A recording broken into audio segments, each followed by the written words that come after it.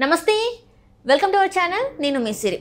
మరి కాసేపట్లో అయితే వైఎస్ షర్మిల గారు అరెస్ట్ కాబోతున్నారట్టు వార్తలు అయితే వస్తున్నాయి. సో ఇందులో ఎంతవరకు వాస్తవం ఉంది అని చెప్పడానికి మనతో పాటు ఉన్నారు ప్రముఖ రాజకీయ విశ్లేషకులు అంకమరావు గారు. నమస్కారం సార్. సార్, ఇప్పుడు చూస్తుంటే వైఎస్ షర్మిల గారు అరెస్ట్ కాబోతున్నారు మరికొద్ది గంటల్లో అని చెప్పేసి వార్తలు అయితే వస్తున్నాయి. దేనికోసం తన అరెస్ట్? దేనివల్ల? వైఎస్ వివేకానంద రెడ్డి గారి హత్యకు సంబంధించి చంద్రబాబు నాయుడు గారు, లోకేష్ గారు, అలాగే వైఎస్ సునీత గారు, షర్మిల గారు, ఈ నలుగురు మాట్లాడొద్దని చెప్పని న్యాయస్థానం నుంచి తాకీదులు వచ్చినాయి. దానికి భిన్నంగా మే 1వ తారీఖు నాడు మాట్లాడారని అక్కడ ఉన్నటువంటి నోడల్ అధికారి గారు పోలీసులకు ఫిర్యాదు చేశారని, అందువల్ల ఆమెను అదుపులో తీసుకుంటారని చెప్పని భావిస్తూ ఉన్నారు. అది అట్లా అదుపులో తీసుకుంటారని అయితే నేను భావించట్లేదు.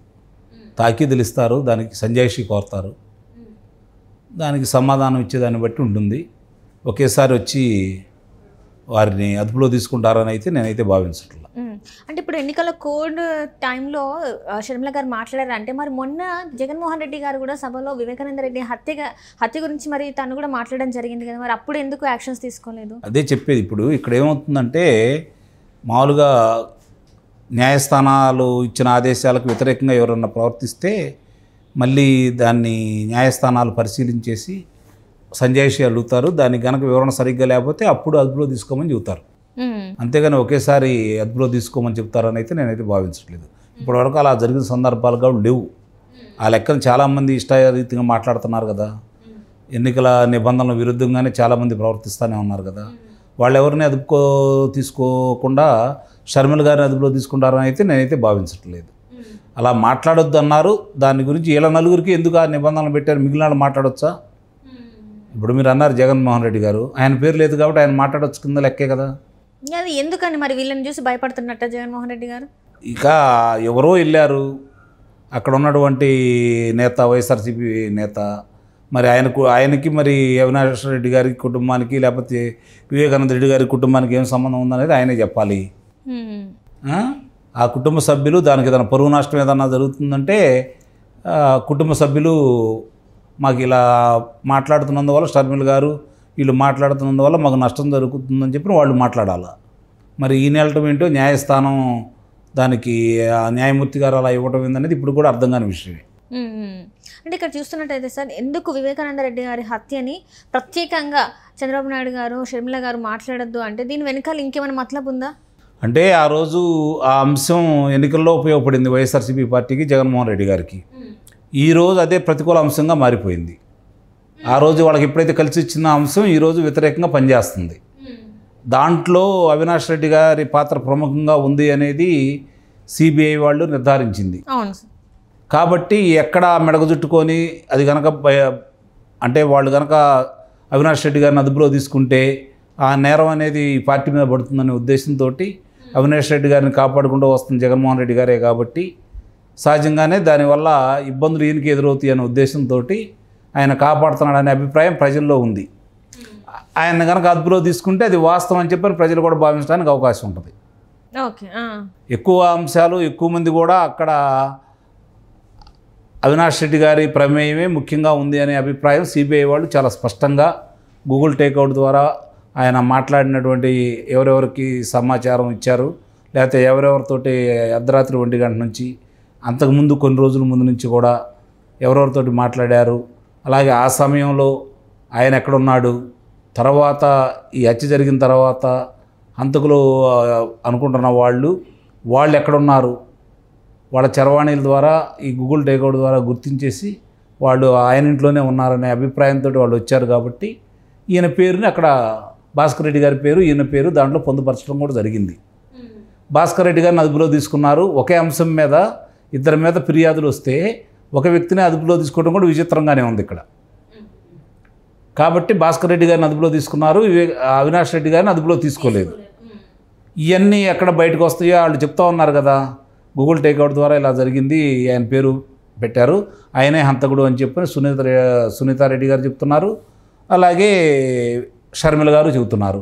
అంటే ఇక్కడ చూస్తున్నట్టయితే షర్మిల గారు గట్టిగా మాట్లాడుతున్నారు. ఎందుకు అన్న నువ్వు పక్కన పెట్టుకున్నావు, హంతకులకు ఎందుకు నువ్వు సపోర్ట్ చేస్తున్నావు, దేనివల్ల అంటే ఎందుకు న్యాయం చేయట్లేదు, సొంత బాబాయిని చంపిన వాళ్ళని ఎందుకు పక్కన పెట్టుకున్నావు అన్నదానికి ఈ రోజుకి ఇప్పటికీ తను మొన్న సభలో మాట్లాడింది చూస్తున్నట్టయితే తను చిన్నపిల్లోడు, తన రాజకీయ భవిష్యత్తుని నాశనం చేయడానికి వీళ్ళిద్దరు పూనుకున్నారని చెప్పేసి అంటున్నారు. వీళ్ళు అడిగిన ప్రశ్నలకు సమాధానం చెప్పకుండా జగన్మోహన్ రెడ్డి గారు ఎందుకు దాన్ని దాటేస్తున్నారు? అసలు ప్రశ్నకి సమాధానం ఉంటే కదా చెప్పడానికి. వాళ్ళకి తెలుసు. ఇప్పుడు ఆయనే అన్నాడు కదా, కడప ప్రజలకి తెలుసు, దేవుడికి తెలుసు అని చెప్పని. ఆ కడప ప్రజల్లో ఆయన కూడా ఒకడు కదా. కాబట్టి జరిగిన ఉదంతం ఆయనకు తెలుసు కాబట్టి న్యాయస్థానాలకు చెప్పొచ్చు కదా, సిబిఐ వాళ్ళకి చెప్పొచ్చు కదా, హంతకులను ఎవరినో పట్టియొచ్చు కదా. ఆయనే కదా 5 సంవత్సరాల నుంచి అధికారంలో ఉంది. మార్చి 15న ఆయన హత్య చేయబడ్డారు. మే 30వ తారీఖున వీళ్ళు ప్రమాణ స్వీకారం చేశారు ముఖ్యమంత్రిగా జగన్మోహన్ రెడ్డి. మరి ఇంతవరకు దాని గురించి చూసుకుంటా ఉంటే పురోగతి అయితే సాధించలేదు కదా. అంతగా ఆయనకి హత్య జరిగి ఆ ప్రదేశంలో అలా ఉండి మరి ఫలానా వ్యక్తి హత్య చేశానని చెప్పి అతనే చెప్తా ఉన్న తర్వాత దాన్ని కాదని అతను అమ్ముడు పోయాడు, వేరే వాళ్ళు చెప్పిస్తున్నారు అని చెప్పని కాకమ్మ కబుర్లు చెబుతున్నారే తప్ప, పోనీ అతనే చంపాడని అతను ఒప్పుకుంటున్నాడు కదా. ఒప్పుకున్నందువల్లే కదా సిబిఐ వాళ్ళు అదుపులో తీసుకుంది. సిబిఐ వాళ్ళకు కూడా వివరంగా చెప్పాడు కదా, న్యాయస్థానంలో అదే పొందుపరిచారు కదా, ఫలానా వ్యక్తి నన్ను హత్య చేయమన్నాడు అని చెప్పి కూడా చెబుతున్నాడు కదా. మరి అన్నప్పుడు అది ప్రామాణికంగా తీసుకోకుండా అతను వాళ్ళకి అమ్ముడు పోయాడు, వాడు చెప్పినప్పుడు చేస్తున్నాడు, సిబిఐ అలా చెప్పమంది, ఇలాంటివన్నీ కొత్త నాటకాలంటే అసలు నిజంగా అంతకులోరు మీరు చెప్పండి. దస్తగిరి ఇచ్చారు కదా సార్, అదే దస్తగిరి సంగతే నేను చెప్పేది. దస్తగిరి చెప్పాడు కదా ఇదని, అతను కావాలని అబద్ధాలు ఆడుతున్నాడని చెప్పి చెప్పినప్పుడు నిజమేంటో మీరు చెప్పండి. ఎవరు చంపారో చెప్పండి, ఎట్లా చంపారో చెప్పండి, దానికి ఎవరు ప్రోద్బలం ఉందో చెప్పండి, ఎవరు ప్రమేయంతో జరిగిందో చెప్పండి. అది చెప్పకుండా ఎదుటాళ్ళ గురించి అబండాలు వేస్తూ ఉంటే ఎట్లా? నిజంగానే ఇప్పుడు ఎవరు చంపారనేది ప్రజలకు తెలియాలి, న్యాయస్థానానికి తెలియాలి, దోషులకు శిక్ష పడాలి, హంతకులకు ఉరిశిక్ష వేయించాలి. మరి అన్నప్పుడు హంతకులు మీకు తెలిస్తే వాళ్ళని చెప్పండి.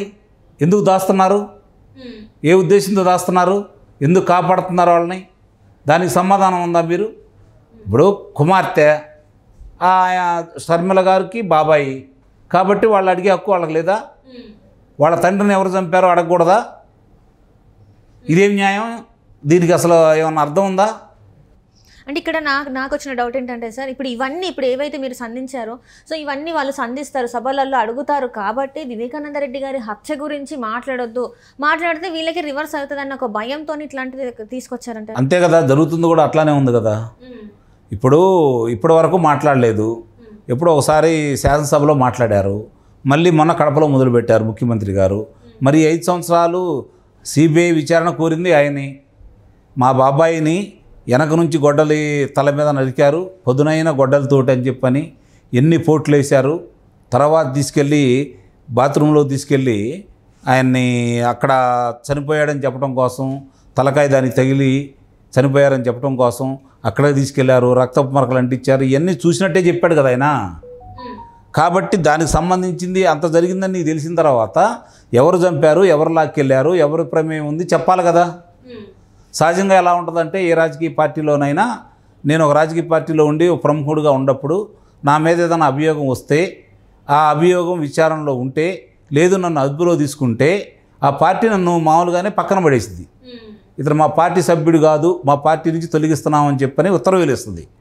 కానీ దానికి సంబంధించిన వ్యక్తులు ఉన్నా కూడా కనీసం వాళ్ళ గురించి ఏం మాట్లాడుకోకుండా, వాళ్ళ గురించి వాళ్ళని పార్టీ నుంచి తొలగించకుండా ఇంకా కొనసాగిస్తున్నారంటే దాని అర్థం ఏంటి? ఇప్పుడు అనంతబాబుని చూస్తున్నాం మనం, నేనే చంపాను డ్రైవర్ని అన్నాడు. అలాంటి వ్యక్తిని ఇంకా శాసనమండలి సభ్యులుగా నువ్వు కొనసాగిస్తూనే ఉన్నారు కదా. పోనీ శాసనసభ సభ్యులుగా కొనసాగించడానికి అది చట్టం ఏదన్నా తన పని తను చేసుకుంటుంది అనుకుంటే, మీ పార్టీ నుంచి కూడా ఇంతవరకు మీరు తొలగించలేదు కదా. మీతో పాటు వాహనాల్లో తిప్పుతున్నారు, మీతో పాటు సభల్లో మాట్లాడిస్తున్నారు, మీతో పాటు సమావేశాల్లో పాల్గొనేలా చేస్తున్నారు, అన్ని కార్యక్రమాలు నిర్వహిస్తూనే ఉన్నారు. అంటే దీని అర్థం ఏంటి? మీ పార్టీలో ఉండే వాళ్ళకి దానికి ఒక నిబంధన హత్య చేయడం అనేది. అలాంటి వాళ్ళకే మంచి స్థానాలు ఉంటాయా?